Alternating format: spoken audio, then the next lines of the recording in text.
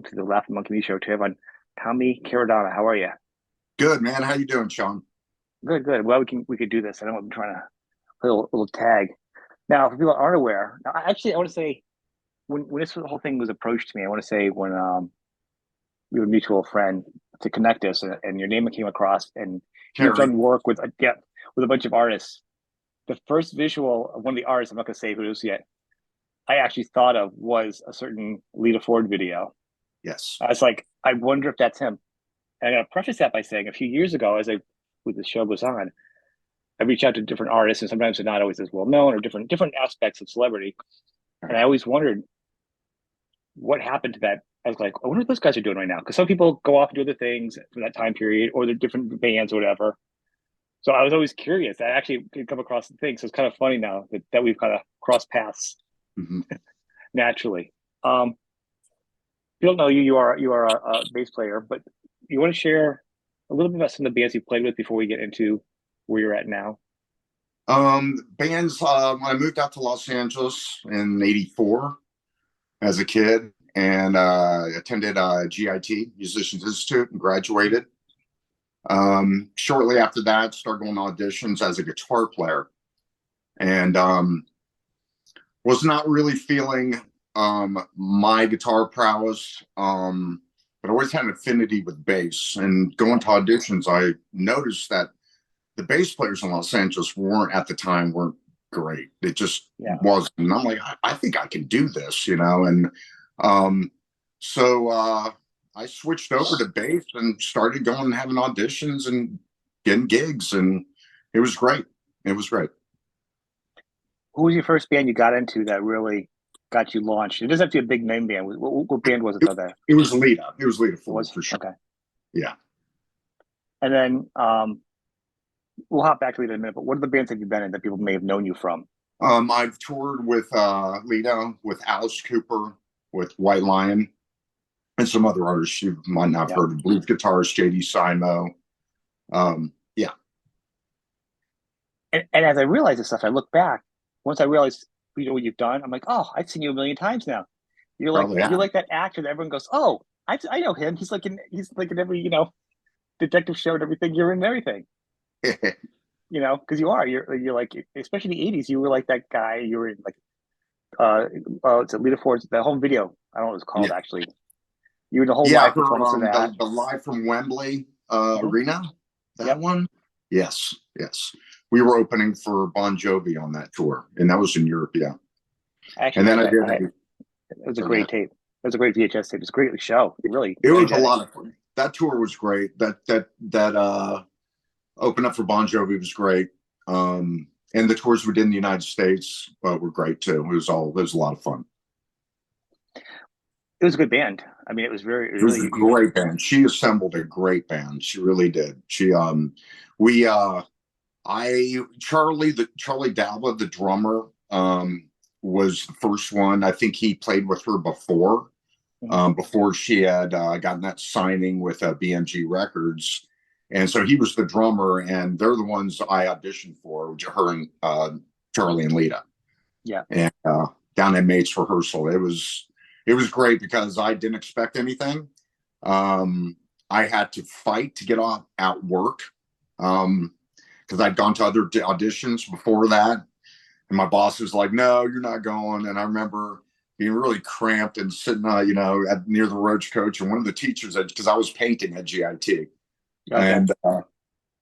and Artie Renshaw, and I was sitting, he's like, "Show me what's wrong," and I'm just like, "Man, Rick won't let me go to an audition." He's like, "What'd you move out here for? Are you going to be a painter or to play?" I go to play. Just go to your fucking audition. So I did, and it was the right move. That is a great thing. You can put that in the back of a shirt. It's your Yeah. name and a little quote there. What'd you come out here for? Like it's Yeah. really good. It's a good mantra for anybody for like what you want to do and why you Yeah. can't do it. You know what I mean? Like why are you really doing it? Like what's Well, stopping? if you're a musician, you're always struggling against something. It's either your parents, your family think it's a bad idea, and 9 times out of 10, it probably is. Um, but if you're driven and you want to do it, you know, it's great. And I think it is challenging, but depending on what you want to do as a musician, you always have to work at anything you do. It's not Yeah. just handed to you. Yeah. But you can kind of say that with a lot of things. Anything you want to do where you're trying to grow at, you're Hmm. always thinking ahead from something like a musician, as big as a musician, or something small as me who has a small show. You're probably planning ahead 3 weeks out, 4 weeks out. You always have to be moving. You know what Yeah. I mean? There's no And such thing Sean, as you're always constantly the student. If yeah. you're a musician, you are constantly learning, always, always. You know. How long did you stay with Lita? I toured with Lita that whole tour. Got hired in '87, and we played till we the last gig we did on that tour was with Ozzy at Long Beach Arena with Anthrax, Hmm. and then that tour was done. And I got later on, I got hired by Alice Cooper to do his Trash is the World tour. And then after that tour, I got hired by White Lion to finish their main attraction tour. Yeah. They had a problem with the band was kind of splitting up, and so they had to finish their obligation.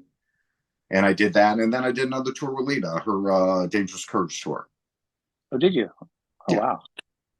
So you left on good terms. It was just a break between. Because didn't she do something else in between there? Lita's done a bunch of stuff. I love Lita. I think she's great. She's done quite a few things, you know. She's a great guitar player. I'm actually glad She she's is a back from great her. guitar her player. I'm It's glad she's my back from story her is, sabbatical of not yeah, playing. I mean, she came back and yeah. Well, she's ripping. yeah, she I remember when I remember being in rehearsals. I remember her playing like Highway starting off a note, and I'm like, she can play. She's actually Yeah. really freaking good. She is. I think that was hard. I mean, I remember going back and first hearing it, the song, and that's a good song, and I had to, whatever, like everything else, you listen to it. And then I went back and I listened to the other albums, which were a little bit more guitar oriented. And because Rock, at yeah. this point, yeah, at this point though, with her, all the bands were Mhm. all being pointed in more of a commercial area anyhow. And the guitar was a little bit different, I think, than the first two really show off Yeah. the raw talent, you know. And the other ones are definitely a different. You can't really tell who's playing what, but Well, I think it's she got another record deal, and then she had Sharon Osbourne as a manager, and I think everything was pointing her to more of a successful yeah, trajectory. You know. definitely. I mean, even Ozzy's sound changed a little bit too towards that time. Everyone kind of tweaked towards a little bit, and that's just how it went. Um, Alice Cooper. So Uh, totally, what a crazy tour that was. Who's on the lineup for that tour? who was on that tour? Okay, so um, I was the first one hired, and then Pete Friesen, who is in actually the Poison video playing bass. A lot of people thought that was me, but it wasn't me. It was Pete playing bass. And then next was hired. We had some drummers, and we were having a real hard time with drummers. And then Al Petrelli was hired. And Al's a Yeah, phenomenal guitar player. And yeah, then we got Derek Sherinian. And then eventually we ended up getting a drummer, which at the time was Jonathan Mover. And Jonathan was great. And Jonathan lasted a few months. And then he had to go to another, I think he had to go back to Joe Satriani or something. And then we got Eric Singer, and Eric completed the rest of that tour. wow, the lineup. Who were you replacing as bass though? Because Kip had already been out for there were a couple tours before that. I want to say I don't really know. I mean, Alice has a lot of musicians. He does. I think it was is it I don't It's okay. remember. His last I'm name just was Steele. Steele, I think. I don't just know. trying to think. There was a couple of years. There was a period even with Alice's team where I'm Yeah. not sure where it went. Like once Kane and Kip left, up until the newest lineup he's had for the past 10 years, he's had a pretty stable Mhm. group of people that kind of come in that do it. Everyone is in between. It's kind of a blur. It doesn't Yeah, feel like there's a lot. they always hire great musicians, but they're never around very long. You know. This one he's had for a while though. Touring Yes. with like so, like, what did you take away from touring with Alice though? Like, did you learn anything? Any kind of different things? I mean, because he's Ah, been doing it for a while and he'd been sober at that point too. So the rock and yes. roll life had changed for him. Yes. I mean, Alice was awesome. Sometimes just they're playing, just watching Alice, and what a great performer he is, and what a great singer he is, you Yeah, know, and a professional. He's very professional. Um, And on top of it, he has a wicked great sense of humor. I've I heard that mean, about him. a great sense of humor. He really does. I remember we were touring. We were in France and Paris, and we were doing a show. And Steve Bader's wife was at that Really? show, and he dedicated "Under My Wheels" to Steve Bader, who got hit by a car Right. in Paris. So not that he was being hard on it, but he saw the humor in it, and I think everybody That's saw me. the humor in it.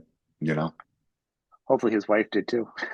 I, I'm sure she did. Yeah, he did a little tongue in cheek. That's pretty funny. I've heard a lot of good things about him. I've heard that he's just one of the best things I think I hear about him is he doesn't do he doesn't have a phone. Like to reach him, you have to reach his wife, and she handles like he just doesn't. I love Carol that. taking care of It's all just that. Yeah, I imagine. it's like so wholesome. Like I don't have a phone. I play golf and I go Yeah, to the stage and like he's just like the nicest guy. yeah, yeah. Um, so then you did was that so wait, did you white line after that? And that was you went in with Mike and Mike actually Mike just saw Vito, that not long ago. Yeah, Mike and Mike Vito. and Vito. Yeah, You yeah, replaced the rhythm section at that yeah. point. Greg and James. Yeah. Were you in that home video too? I went back. I am in the home video. Yes, I think No Sleep to Brooklyn. I think it is. Yeah, I think something like that. Yeah, that's when I we didn't. were in rehearsals. Yeah, and I believe they have a little video of the last show we did, just a little tiny. It was Yeah, great. I enjoyed playing those guys. They're really good. They're very talented. I mean, Vito's a phenomenal guitar player. you were And it probably was one of the nice to last have people to Vito play because with him. Vito's Italian, so it was nice to have somebody to talk Italian with. It was kind of nice. You know that you're probably one of the last people to play with them with Vito. Probably one of the last people to play with him Yeah, too. yeah. I haven't seen him in a long time. It would be cool if him and Mike were able to do something, but is They what it won't. is. I think Mike's doing something. I had him on about a month or two ago, and he Yeah, just did a. Well, part of the struggle was I think they finished up with you guys, yeah. and you guys were a good lineup because I didn't realize it was you at the time because I just actually went back and watched the video before I did the interview because I was kind of curious with the Mhm. timestamp because he just released an album. It was reimagined songs, so he Yeah. did like acoustic versions, but he sings them differently to his voice Mhm. now. He's not trying to be anything different because he has a full soul career and he's got a lot of really good songs. He's got really Yeah, good soul stuff. yeah. Um, him and Vito did something I don't know. It wouldn't be the same anymore. Anyhow, I think at the time's gone. You know, uh, if they did something together, it would be nice to see hear Vito play to begin with. It'd be nice to have him go out and play. But I mean, White Lion days are done. It would be nice to have him Honestly, I play. mean, I wouldn't mind to see those originals guys get back together. I really do. I knew Greg. I knew James. Um, I think it'd be great, but Yeah, James is it's doing pretty not good. for Isn't us he? to say. Isn't James with Megadeth right now? I Yeah, I think believe so. Yeah. he's doing okay. I don't know what He's happened to been Greg. okay. Yeah, he's doing okay with Megadeth, right? That's a good gig. I think so. I think he did it before for some He did. reason. He did. I think he's the alternate for Dave Jr. Um, Yeah, for sure. that's what it feels like to me. So after that though, what have you been up to since then? I mean, you've done you have your own setup there where you're at now. I've been all over the place. I did some touring with a blues cat in Arizona. JD Simo was a phenomenal music. He was 15 years old at the time. Never heard a bad note out of him.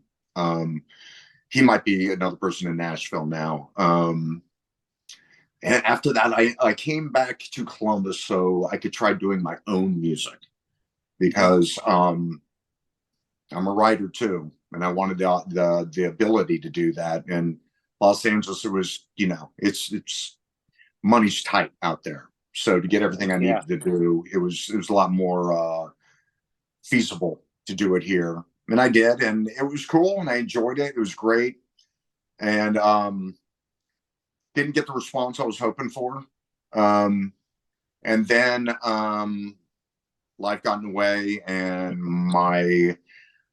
the opportunity to play for my brother's band, which is the Reaganomics.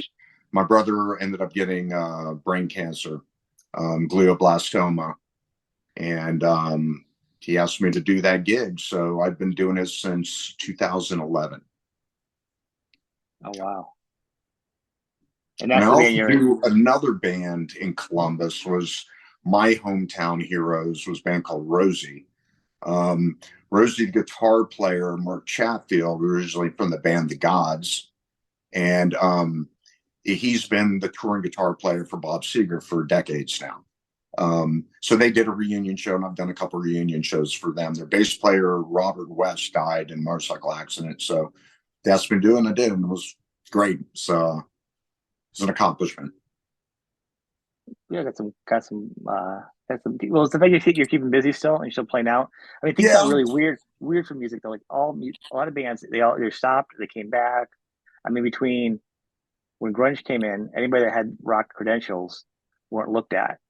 You yeah. know, doesn't matter Well, how there good you was are or what else you did. And then everything started going again, and then COVID came. it When messed things with a picked lot up. of people. I mean, even as in the band we're doing, which is just regional, it put a kibosh on a lot of things. It was because you have to wear masks, and then you couldn't have people together. But they slowly loosened all that, Yeah, so things were kind of running normally. But I think it took a toll on a lot of things. I think a lot of bands didn't survive. I think a yep. lot of clubs didn't survive. Um, and I think even the big bands that my friends work for and stuff, they all took a hit in some way because I think production cost just jumped, and they were just like, so that the way is it worth doing, Yeah, I mean, well, the insurance, even some bands couldn't do it. That's actually that's kind of why the show started because I went to school for music or whatever, and I don't do it, but I know how hard it is. And so when I saw these artists, especially at that level, where you're Mm-hmm. not you tour and your merch is a big thing. So I was like, we talk, we do interviews, and then we direct everybody to go right to their site. You're a fan of this band, enjoy the interview, and then go get their merch, buy their stuff from them, help Right, keep right. these guys afloat during this time. And that was the whole mantra. And then it's kept on as we're still supporting music, we're promoting albums, we're promoting artists still, kind of keeping everybody up to what's Yeah. going on, on a regular level. So obviously, so you're writing songs, are you writing it? You play all guitar? Yeah. I I I play. I mean, I went to GIT. I studied guitar, but I wanted to work. I wanted to play in a band. And at the time, there were great guitar. It was like guitar players I went to school with at GIT were just phenomenal. Paul Gilbert was in my class. I actually shared a practice room with Paul. And I remember Okay. watching people, through the little those industrial door with all the metal in the windows. People just staring, watching Paul play. And Paul had a firm grip of what he was doing back then. He was Yeah, really good. he was very gifted. And then other Jimmy Herring from Widespread Panic was a guitar Mhm. player there. Jimmy was phenomenal. And one of my best friends, Jeff Buckley, he lived in the same apartment complex I lived in, and I was good friends with. Oh wow, that's pretty crazy. So yeah, I mean, quite the competition there too. I mean, just Yeah. it was the times of shredding and everything else. Well, So you really had to be. you know what? You're right, because that's when it was just starting, getting really big, and like Ingve came out on the scene, and everybody was trying to be as fast as possible, and make a mark being a guitar god and stuff. And the Joe Perry licks weren't really making anybody interested back then. Made me interested. I loved it, but Well, it's really so it's it a wasn't really mixture. hard of a transition to go to bass, because I'm like, I kind of felt like it didn't excite me anymore. It's just like, um, so I decided to play bass, and I enjoyed it. I'm glad I did. But you still play guitar. You never gave up playing guitar though for songwriting. I play guitar every day. I songwrite, I record every day. I play guitar every day. What are your main instruments? What do you have? I Fender Telly. My fiance bought me this. It was supposed to be a couch guitar, which is just like a piece of junk that's on a couch anybody comes over and plays on. But she got me a really good Epiphone. It's their version of a J200, and it's great. I freaking love it. Epiphone has got some great stuff lately. Oh yeah, and Epiphone's great. I had an Epiphone Les Paul that was phenomenal. I But you know what I'm went saying? through. When you I hear never. it, you think, oh, Epiphone, because of the age that we are, you think, oh, it used to be a knockoff, and now it's like it's its own thing. Yeah, well, Epiphone. I mean, I remember I went to Guitar Center in Phoenix. I was just starting to do the demos for my band Razor Bliss, and I went with a friend of mine, Timmy Russell, drummer, and we were just going through every guitar, and I just wanted to hear it acoustically and see how it resonated. And I Mhm. found a white one that was it just sang, and I'm just like, that's it, that's the one I'm buying. So I did, and it was cool. Other than that, I have a 16. No, I have a 73 Fender Jazz. my love. I have a here's my Rickenbacker. Um, I believe it's an 80. No, it's a 77. 77 February 77, 4001. And I have my brother's 2006 4003. Oh wow, all So, set up. and the other bass he had, he used to play a lot of Spectres and stuff. So we buried him with the Spectre. We put it in his casket with him. That was hard. Sorry about that. That's just because Yeah. a kick. But I'm sure you it's gotta be kind of special to have that something of his and to carry it on, especially because music is such a tie-in to Yeah. so many people. So I mean that's got already been a bond that you guys already had, an unspoken thing. So to be Yeah. able to keep that with you, it's gotta be like a living memory piece, I guess. Anna? Well, it's funny because I used his Rickenbacker when I did the Rosie gigs. And, him growing up, he was older than me. So he was able to go to Rosie and go to all the guy clubs, too young to go to the clubs. And I think it might make him a little happy that his bass was up there playing those songs and stuff. So it's kind of That's cool. pretty cool, actually. That is really cool. Yeah. So are you singing too? Do you sing? I don't know that. Are Oh, you I've been banging my head against that wall for a long time. I practice vocals every day. I do it every day. I sing backup.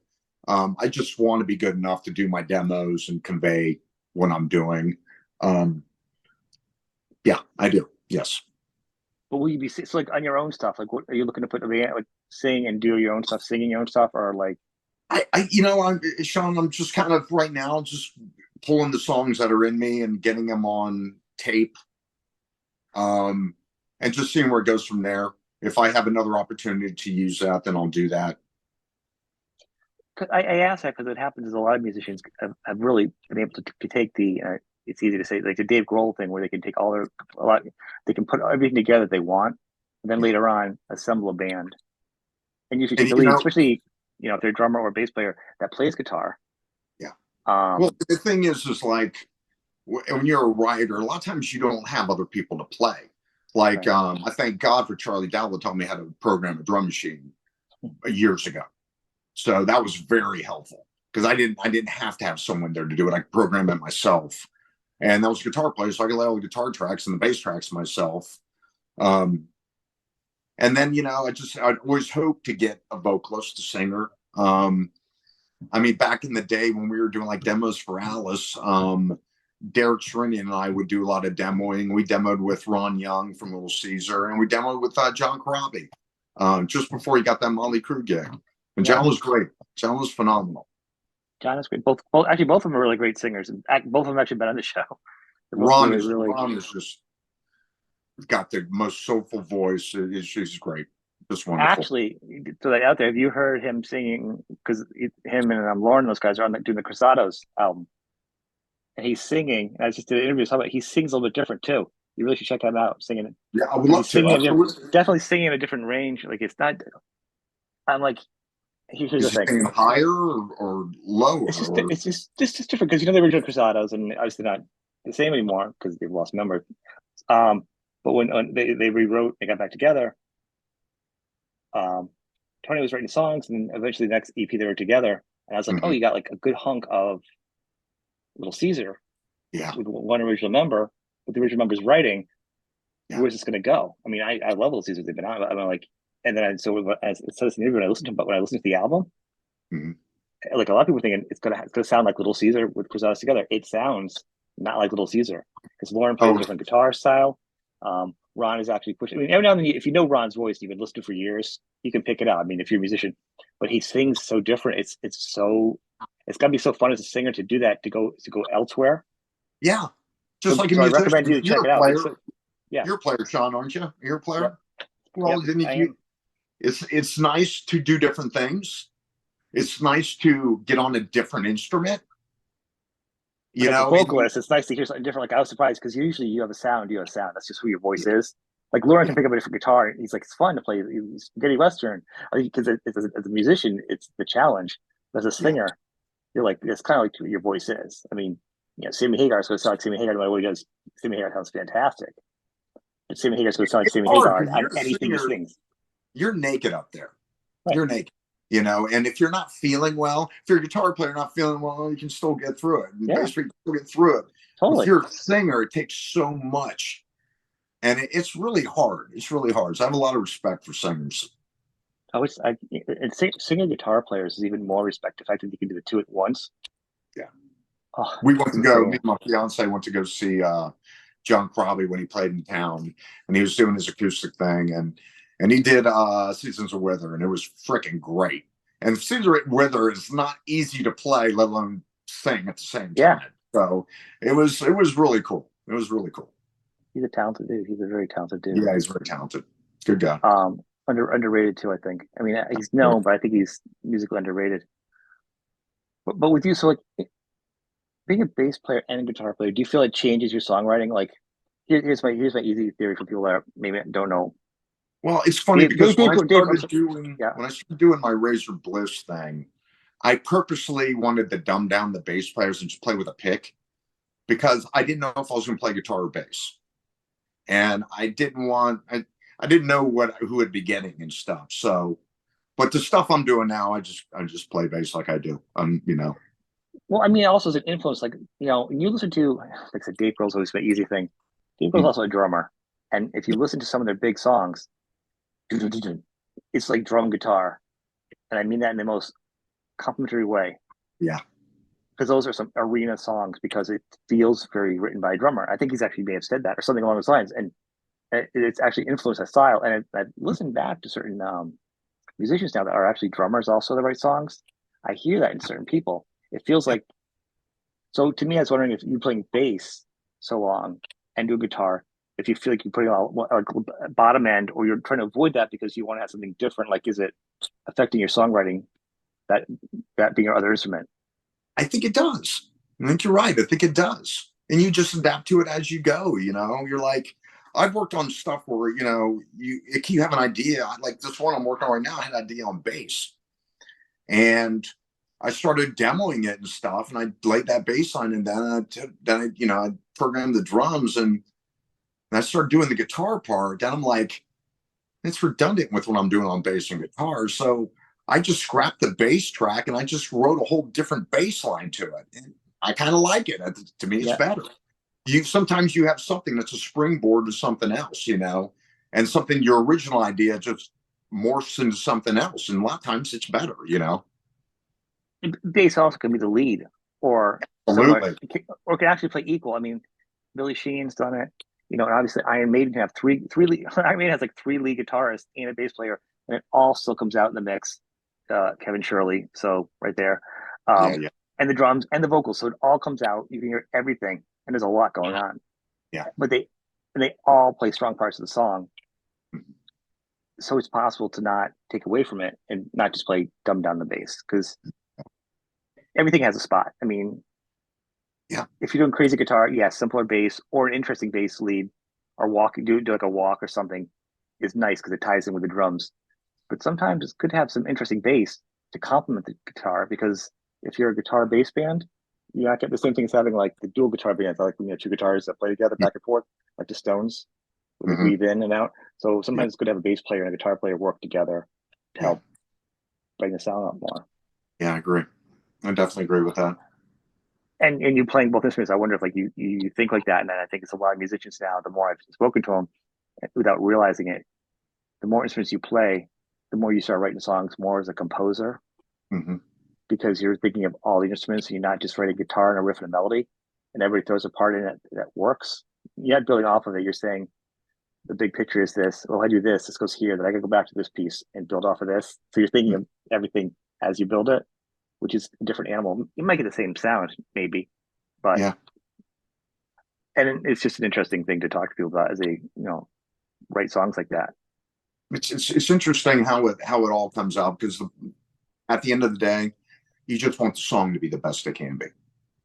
And if you go in, you're like, oh, I gotta have this guitar part on there, I gotta have Right. this bass line, and it's not always so important that that's on there. Sometimes it is, but sometimes it's not, and it takes away from it, and it's distracting. You know, um, you want to do what's best for the song. You know, I agree. My phrase is serve the song because and you go back to I think there's some a lot of phenomenal guitar players back in the day, Mm, but they overplayed, and I love their guitar playing, but they really have a song that I can listen to as a song. I can be like, God, they're great, and listen to. And I'm like, I've heard enough guitar because it's too much on the song. You know what I mean? yeah. You're not gonna get that. And the other thing is, for those people that play a lot, if they have the talent to make it make sense. Like to me, one of my favorite guitar players is Steve Morse from Dixie Dregs, yep. and he's just fun. The whole band is phenomenal, and how he goes from one pickup to another and changes styles and voice things, it's just great. Always loved Steve Morse. Met him once at he did a seminar at Germanville's Music House here in Columbus, and he just showed up in his rent a car and is carrying his acoustic guitar, and he was just the nicest guy. Hey, how you doing? It's just really nice, and a buttload of talent, just so talented, It and doesn't humble. surprise me, to hear that because I mean I've heard so many good things about him, and actually it feels like a lot of people. Almost the bigger you are, the longer you've been doing this, the nicer you are. You know. Well, you're humbled by it because you're at the mercy of it. Sometimes it's easy, sometimes it's really difficult. So, but he was phenomenal. He was really great. So what is your goal right now with songs? So are you gonna like try to write them together and then see where they go? Like put a band together, do local. You got an idea? Like is it end goal like And an not album? really worried about putting a band together right now. I don't want to do that right now. I'm always writing because I'm always writing, and I will collect my inventory of songs, and if they're used for one thing or another, that's great. Um, I'd like to find another band situation that's cool and works for me, and I work for them. But we'll see. I know gigs don't fall off trees; they don't. So, and plus, you want to be in the right band because you don't want to be in a bad band. Been there before, and that ain't fun. And it's a lot of work, a lot of work. The world's changed for someone like you now. More of a challenge because like now, a lot of bands are doing these weekend gigs, and the band members are everywhere. And Mm, they go when they rehearse for a hot minute, and then they do a weekend gig, 2 or 3 shows, or a Monsters of this cruise or that. And yeah, these are all phenomenal things because everyone kind of gets a decent payday without being on the mm, bus, and they fly back home for the rest of the week, and they probably make more money doing that 1 or 2 gigs with a full sleep. Everyone's getting older. No one wants to be on a bus all day, you know. And then the value of a band playing X amount of money here, but then they're going to this place in between. But gas is expensive, so you get to play another gig for less money. And the fans are like, "Why?" You're like, "I just need gas money." It really throws off the economics of the band, and it's insane. And the merch at a site is just because the venues are taking 25-30%. It's become like the mob on some yeah. levels. The model changes, and It's you changed.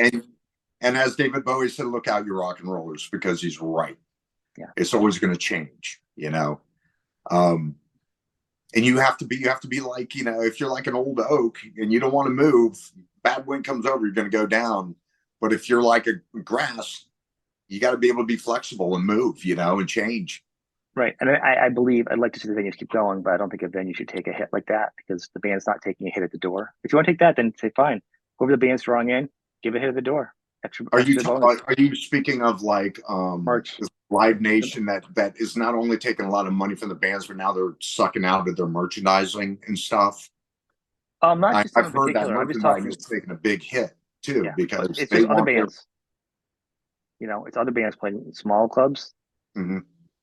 They're hitting them up. And that's one of the things where I'm like, all right, I want you guys by the merch, but if you have to, you know, buy it on their website before or after the show. Let me know Yeah, when you need to buy it. Let the artist, because the artists will do it. They'll pack it up, mail it themselves. They'll sign it. They'll do something. You know what I mean? They get a note on it, and they get 100% of the money. And as it is, an artist will pay.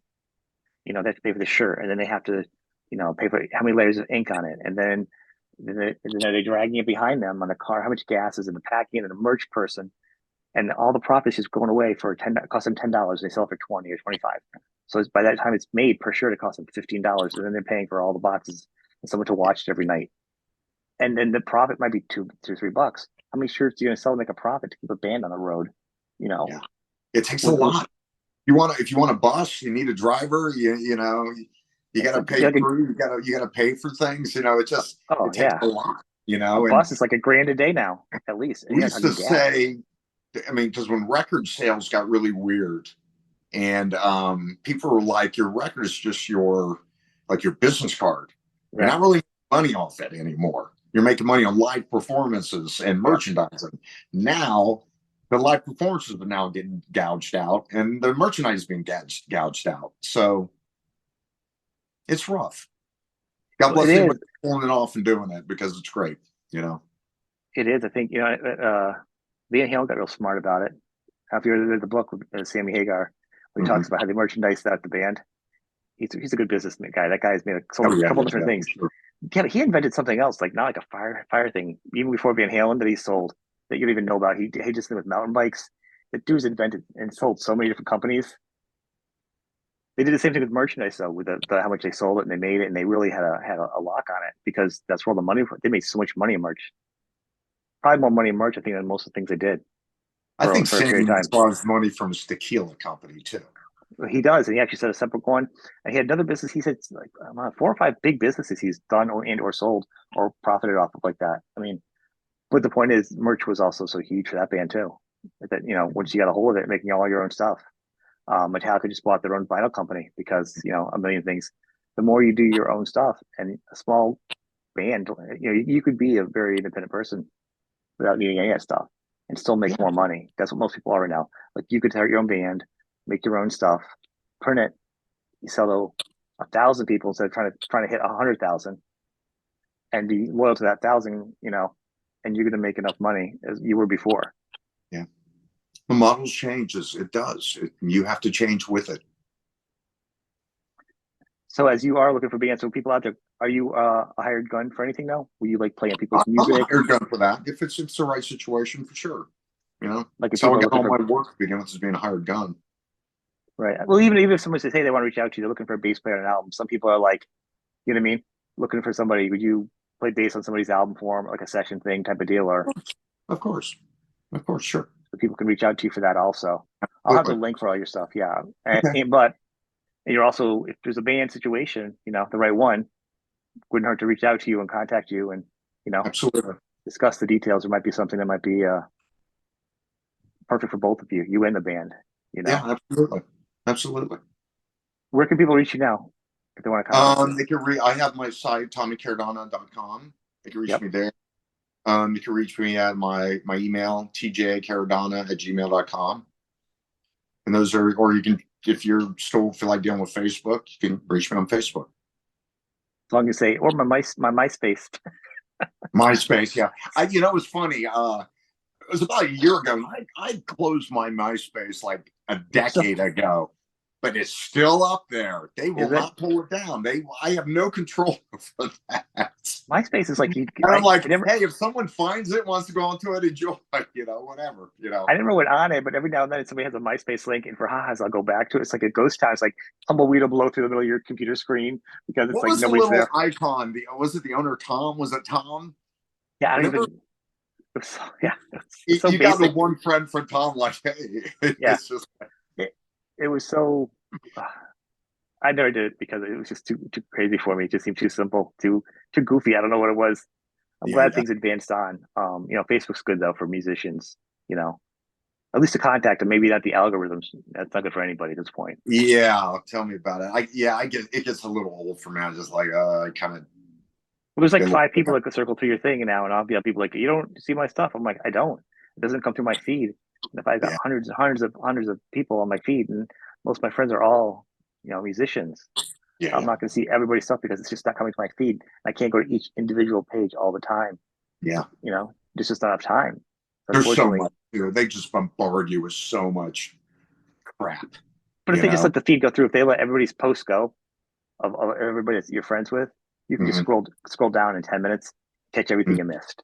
The fact they Yeah, just choose not to post that yeah, is yeah, definitely it hurts more to the end or more of a yeah, business model than just a personal thing. You yeah. know. Um, what about playing out? Can anybody see you playing out at this point? I'm still playing out with Reaganomics now. We are playing throughout the summer, and our last gig is September 3rd. So up until then, I'll be playing with them. Were you guys So I'm playing? busy. Oh, I'm still employed here for, for those months. and then that's it. No. Could be. Well, with that though, I mean, is there? I didn't check. Is there a website or a place for all the dates they can check that too, or is that all going to be on your site? I don't remember on your site if the dates were there for that. I was on your site. If you want to see dates for Reaganomics, I believe they use their Facebook for Okay, Reaganomics, the Reaganomics. just if people want to see you Yeah. or check out the band before it's no longer, because this is it. As we were Yeah, saying earlier, this is it for the band. this is it. Um, Obligation time. to my brother's coming to a close here. So I'm happy I was That's it. able to do it. Now you're looking forward to what's your next big thing going to be? Absolutely. I am looking forward to it. Because Because the one thing about music is always something new. There's always something new, always something good. could you imagine yourself not doing music all the time? In music all the time? Yeah, can you imagine yourself not doing that? Like when this comes to an end, like just not doing it all the time? I mean, it would be kind of. Well, it's I've gone through periods of it, I prefer to play. Um, I've always done the best financially playing. Um, it it's cool. I mean, I love it. It's a big part of me. I enjoy it. I respect it. Um, some people don't. Some people are, they say there's no small parts. There's only small actors. Um, there's no small music situation. Just people think it's beneath them or something. So I don't know. I enjoy it. I enjoy it. I think there is that attitude, and some people at some point they're like, you know what? As you get older, like I don't need all the other garbage that goes along with some of the smaller things, the clubs, because like it's not so much they feel like it's not playing for the people. It's more about all the garbage that goes with it. They're like, I can't be in a van. I can't be this. I don't mind playing the show. I can't be arguing with the owner. I can't be doing all the stage issues. I just want a nice sounding amp. I I want know no musicians like that. aggravation, I know and that's it. musicians like they're just like I can't be bothered. I'm not interested in it anymore. Right. You It's not know, about being above it. It's just they just can't deal with the garbage with it. there's plenty of garbage. Right. Not always. I'm really lucky in the situation I'm in because the guys are all great.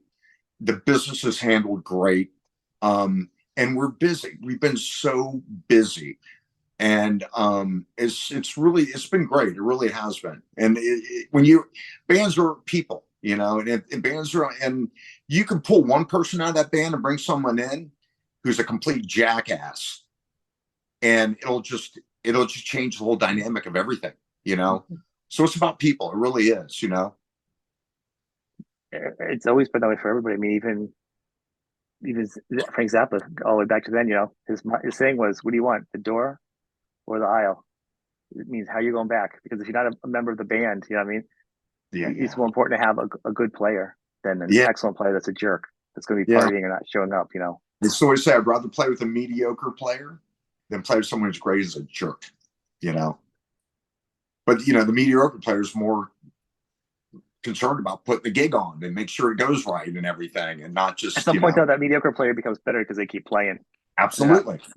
And as a musician, you always want to play with people better than you. You don't want to be the best guy in the band. That would, you know, right. you want to play with better people because you learn from it. You get better. Your chops get better. As a player, that's what you want. I mean, the window of musicians that were, hot shots and jerks. They had about 3 I years at remember. the end in the '80s, and that was it. Now those guys are not going to get gigs. You got to be you got to be a very the nicer you are, and the more flexible you are Mhm. nowadays. That's how you work as a musician nowadays. Yeah, you want to get along with people. Um, some people don't care, but yeah, it's great when you get along with everyone. It's like the situation and everything's so nice. It's just no problems, and it's great. And Well, it's a good thing. It really is. I want to thank you for coming on the show. I mean, it's been fun to get to talk to you. Thank you, Sean. Do you want to do it again sometime? Let's do it again Yeah, sometime. we will. We will. We'll do it again. We'll catch up again. It's great to put all together because I've seen you in so many different things and it just didn't click. So it's fun to be like, oh man, I've watched you for years. Like I just didn't even realize it, which is kind of funny and different Well, I'm things. You know glad. what I mean? I'm glad Terry Fuentes Connect helped us. this out. It was very nice, a pleasant thing. Yeah. Thank Awesome. you, and then we'll have you back again. Okay, Thank man. you. Take All care. right, Sean. Have a Okay. great day. Yeah. Bye bye. Bye. Bye.